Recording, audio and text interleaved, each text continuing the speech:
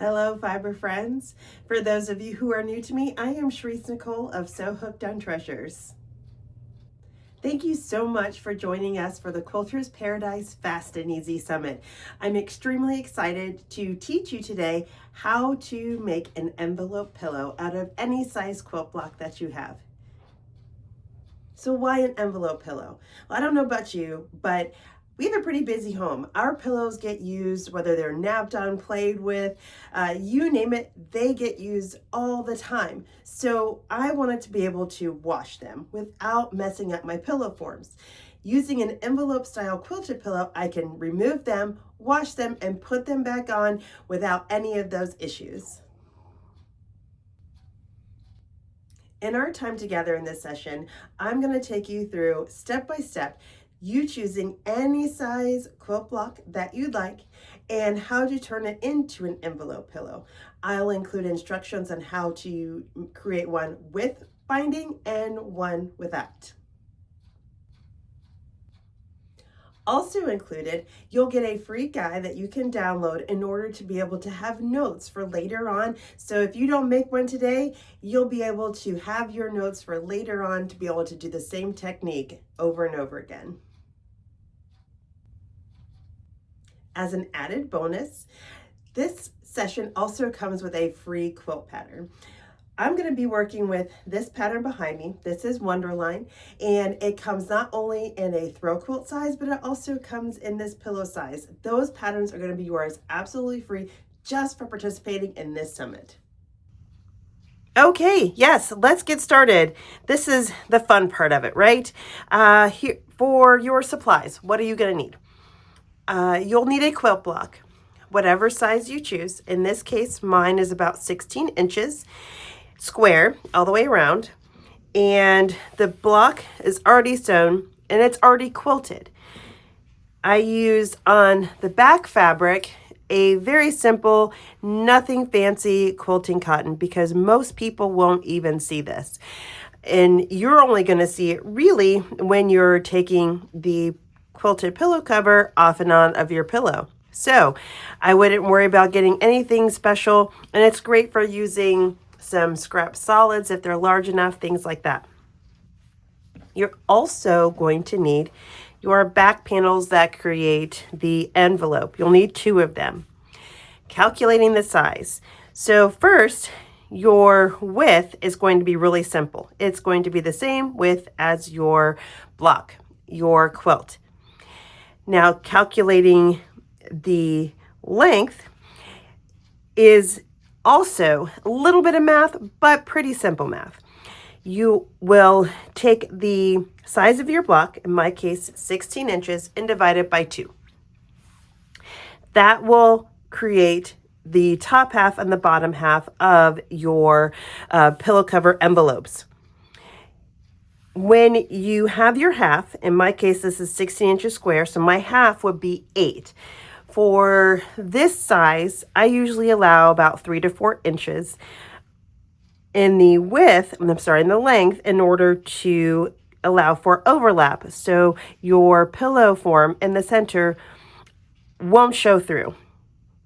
So I have 8 inches plus 3 inches here. And then I've added 1/2 inch for seam allowance. That will be to finish the folded edge for the overlap and allow for the seam at the bottom, allow for that seam allowance. Not required, but always a nice touch, is binding. I'm going to show you how to do it with and without binding, but in this case, I'm going to use this binding for this pillow. The edges of your panels that don't sew to a seam are going to have to be finished off, and you can do that one of 2 ways. In my first example, I have ironed the top edge of the panel where I turned it over approximately 1/4 inch and folded it and ironed it across, and then I folded over approximately 1/4 inch again and ironed it all the way across. This is an estimate. If you want to be truly exact, that is an option, but does not have to be an exact science. Once you have done that, then you would top stitch or create a seam along that edge, practically in between the two fold lines on each side, in order to sew that down.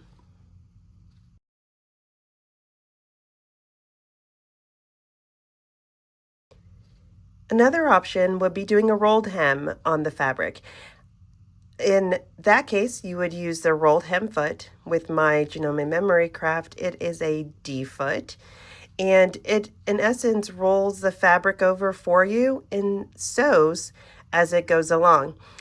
I recently started using this probably in the past year and a half or so, and I'm really enjoying how this finishes off the top edge.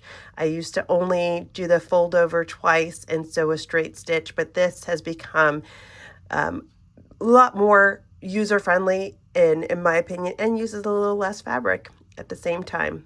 So this time I'm going to show you how to do it with the rolled hem foot.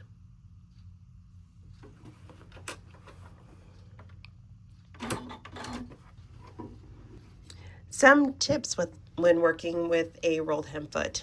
I do a very, very light press with the top edge just to get it going in the right direction. You're going to fold it over as you feed it through the bottom edge of the foot. You may feel like you're twisting it over a little bit further than necessary, but that's okay. Once you get the feed started,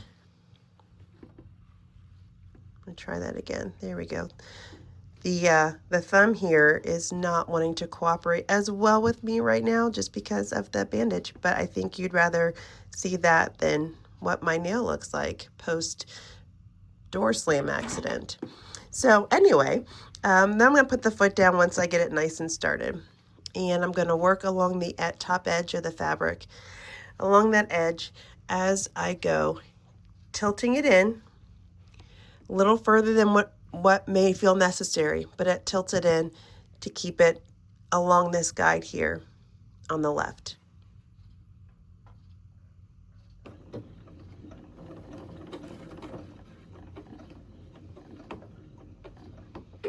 When you start slowly. There's no rush to get that started because you're going to want a clean edge. I know part of it will be in the seam, but ideally that will help it smoothly go through here so you don't get a crinkle or a twist or anything like that.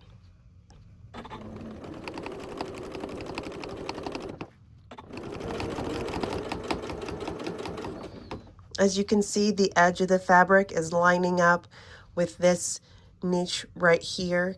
That's going to help you with your guide and the fabric going through nice and smooth for a beautiful seam.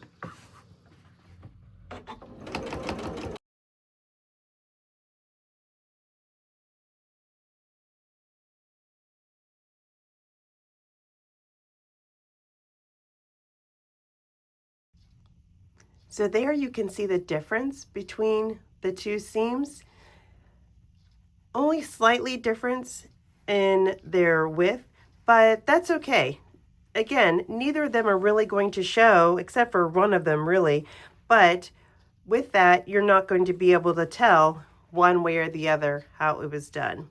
But this is something different. I just like doing it, and it seems to save a tiny bit of time, but either way, it's just a new technique you may want to try.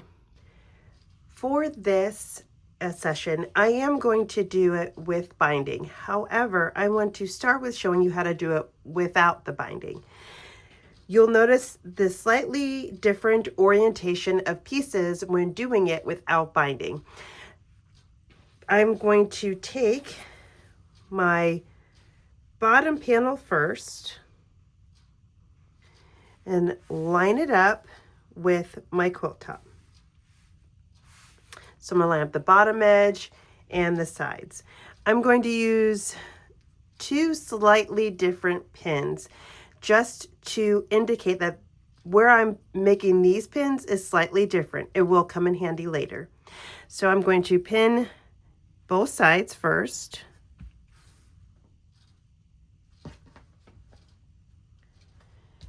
And not going to do the rest of the edges yet, but just do the sides first. Then I'm going to take my top panel with the right side down. The bottom side was the right side down. The quilt top right side up. So wrong side up for the top panel again. Line it up.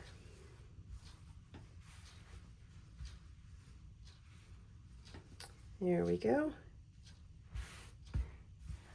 Awesome. And then I'm going to take 2 more slightly different pins and pin at the edges where you have the finished seam again. Now here you can move the first 2 pins up. You're going to take them out while holding all the layers together and pin it practically in the exact same spot to mark it. You'll do the same thing with the other side. Hold all the layers together, pin out and right back just about where it started. At this point, I would sew around to secure all the edges. I will pin first to make it easier using the same pins, which are different than these first 4. That way I know these are different edges than these 4 spots, and these 4 spots stand out. When you are sewing around, make sure you are doing your quarter edge seam again, and when you're coming to the edge towards the corner, stop about 1/4 inch from the corner.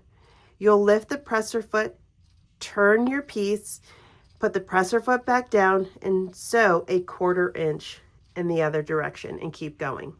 Now, why the special pins?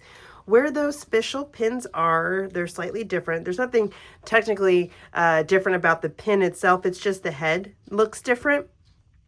But I backstitch here to secure it for when I'm taking the pillow out or putting the pillow in, to make sure I don't pull at these seams, because they're going to take a little bit more than the rest of the seams in the pillow when it comes to putting that pillow in and out. So here I go back and forth twice. So as I come down the edge here, then I backtrack and backstitch here, come forward again, back stitch again, and then finish and continue my seam.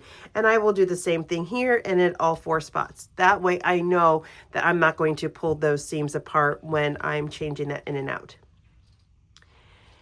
Now let's go into doing our pillow cover with the binding.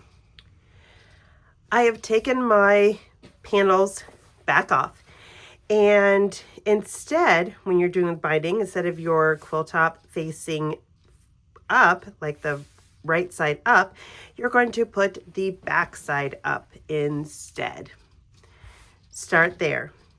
Then when you take your first panel, your bottom panel, you're going to put that right side up. So your pieces are going to be wrong sides together. And I'm going to go through the exact same pinning process that I did with the other method, without binding. So there's my bottom panel, and here is my top with the right side up. Yet again, just like the bottom panel, get everything all lined up. There we go. Get my pins, mark those 4 spaces, those 2 more spaces, so I have all 4 of my special pins marked. Now I can move the first 2, holding all the layers so it catches all the layers. Take that first pin out, put it back in. There. Now we are ready to pin all the way around. I like to have a pin to begin with in my 4 corners where my needle is initially going to stop. I don't necessarily have to turn the piece as I'm working, but as I'm going to come down here, it's going to stop this down this towards this end. I don't have it at a 1/4 inch, but I'm going to make sure that this corner is lined up and pinned accordingly. I will do the same thing here, make sure everything's lined up, and it's going to come on this side. So I'm going to pin that accordingly. This side's going to come down this way. So I'm going to make sure it's lined up and pinned accordingly. This is to make sure that I don't shift too much as I'm sewing, because sometimes that can happen, especially when you're talking about this many layers, and if you are not using a foot that is equipped to handle so many layers. So that just depends on what's on your machine. But this way, with how my machine is right now, with the foot I have on it, this makes it nice so I don't have that issue.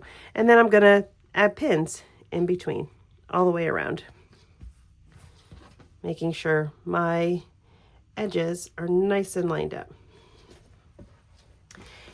You don't have to put a pin here if you don't want to. That's a personal call, but I normally just do the, I'll call it top and bottom edges. And that could also depend on the size. So if you have, this is a 16 inch, right? So if you have a 20 or 22 or 24, something like that, where you have more space in between here, you're going to probably want to put a pin there just to be sure, just in case. It depends on how you are when it comes to pinning. Now I'm ready to take this over to my machine and get it ready. I'm just going to tack down on these two sides, baste it, so that way they are secure. It's just a precautionary for me, for my peace of mind, because I'm going to be adding yet another layer when it comes to the binding. So I'm just going to do a quick baste on both of those sides. You can see here where I've basted along the edge. It's about, we'll say, 1/8 of an inch from the edge. It doesn't have to be exact, and my stitches are longer than normal. That's what makes it a baste, just to simply secure it in those sides. I don't take out my unique pins just yet. I am going to leave those in until I actually complete the first round of the binding. So with my binding, take my pin out. I am going to bind as normal. Whatever technique you use for binding, that is totally up to you. I'm a machine binder, and you know, we all have our preferences. So because I'm machine binding, I am going to start from the back and machine sew my binding all the way around, and then I will come back and show you with coming forward what that looks like and how to finish that off. If you are going to sew this by hand, one, I recommend that you use very sturdy needles, because you will need to go through not just this back panel, but also this layer of the backing from the pillow, and you may want to catch some of that batting also in that, just to be sure. And I say that just because if your pillows get use anything like mine, it's just to reinforce that, to make sure that your binding is not going anywhere. But I truly prefer to do machine binding on my pillows. Just, it is also yet another peace of mind thing to help me feel like that I feel like it's going to be sturdier. I think it's going to last longer and serve us well in our house. So I'm going to take this over to my machine, and I'm going to sew my binding on the first layer around the first time. This is the back of my pillow cover to begin with. I have done my first pass at the binding stitching, and now I'm going to turn it over to machine sew it to the front. As you may have noticed, I have already ironed this flat on the back. If you choose, you can iron it over the edge too, just to have the fabric sort of a little bit more flexible and malleable when you're trying to machine sew it down. But if you are not or have not been a big fan of machine sewing your binding down before, here is the opportunity to try something a little different. Instead of your normal universal straight stitch foot, I'm going to introduce you to my favorite foot to use when it comes to machine binding. Welcome back to my memory craft. Here is my friend the G foot, or also known as the blind hem foot. In this foot, it's got this metal guide down the center that will help you guide your binding along the edge and stitch through the top nice and evenly from the edge to keep it tight to the edge of the binding, but making sure that you capture all the layers. I'm going to show you how simple this works. It's fantastic. Just wait. So I've done a few locking stitches, and now I'm going to get started stitching my binding down. You see how the edge of the binding is going right along the side, the edge of that binding strip, guiding it along.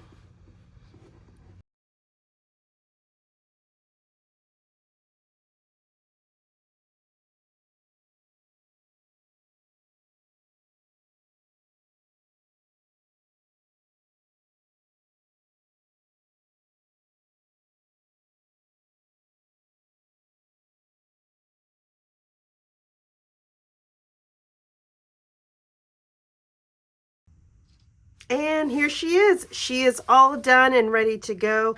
I love how the binding came out with this. It picks up nicely the blue in the one fabric. It's a great balance in my opinion. You can see how the sewn on binding turned out. I love, love, love using that blind hem foot to do that. My corners come out beautifully. I'm no perfectionist by any means, but this helps me to look like one, even though I am truly not. But if you like to wash yours first, as I do too, she's all ready to go to do so. Here is the pocket, as you can see, ready for a 16-inch pillow form. I know I have some around here somewhere. The question is, and problem will be, finding one that's not in use. But I'm sure that there's another pillow form that can give up its time with a pillow cover for the time being, just so we can enjoy our new one. Thank you so much for joining me in this session of the Fast and Easy Summit. I hope you feel equipped to continue on to make your very own envelope pillows. Don't forget, be sure to download the free guide so that you can make them today or any other day post-summit.